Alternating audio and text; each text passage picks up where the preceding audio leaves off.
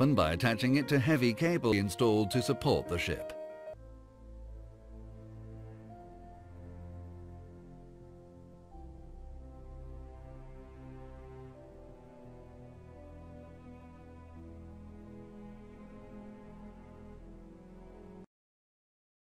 So that it could be made into an artificial reef about 2 years ago, and it's been under preparation since then. What they have is a number of holes that are drilled right at the water line, and you may be able to see the wood patches right there, that when they get ready, what they're going to do is knock those wood patches off. That'll allow the water to come in, and it should go down quite quickly.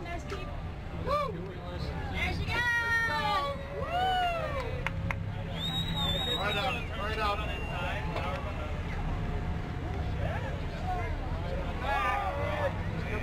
She's riding.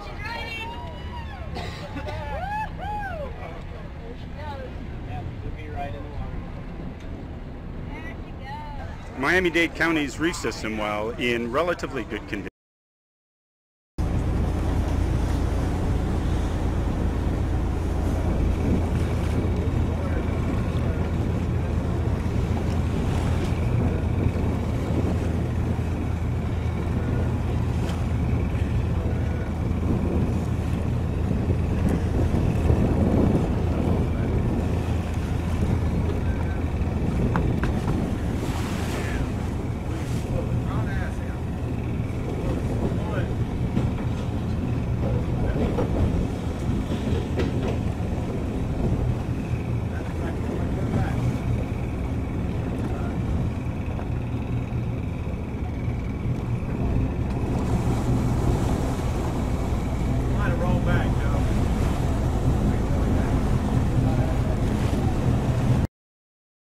house off eastern Singapore approaches.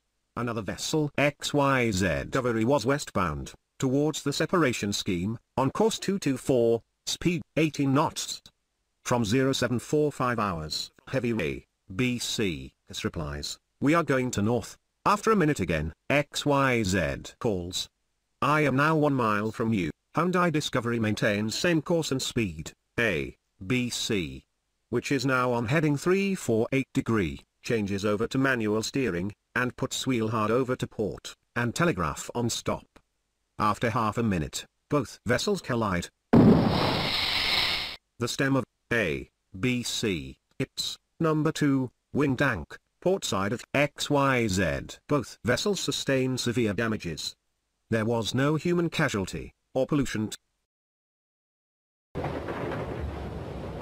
The larger vessel tried to stop, but it was too late. Shocked by the collision, the crews of both ships fear that the battered Margaret Jane might sink. We didn't feel that much, but when I see steam come out of the engine room, I knew then that we had a very serious problem. Sure enough, in only 2 minutes, half of the smaller ship is submerged. Most of the Margaret Jane's 18 fishermen scramble for life preservers and leap into the freezing ocean. Some aren't as fortunate. As the ship is swallowed by the ocean, it creates a whirlpool that pulls several of the helpless men under.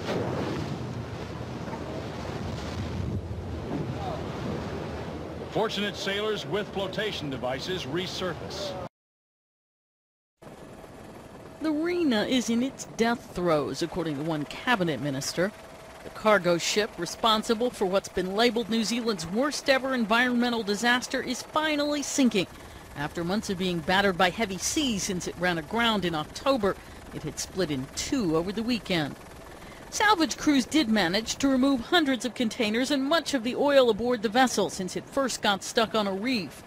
But floating debris aside, it was clear many containers and some oil remained. Maritime New Zealand said at least one boom has been put into place to try and keep any leaking oil from further fouling key beaches, and a wildlife response center is up and running once again to care for birds that may need rescuing. Volunteers will be out Wednesday looking for birds in trouble, and authorities are contacting people willing to help clean the shoreline as well. As for the ship itself, the bow, piled high with containers, was still afloat, but listing badly. The stern went under first, with the bridge entirely submerged. The water around the wreck was dotted with brightly colored buoys, marking containers so they could be more easily recovered later. The transport minister was insisting the wreck will have to be removed completely, but despite bracing for the worst, in the short term, one official was acknowledging authorities don't know exactly what will happen next. Karen Sloan, The Associated Press.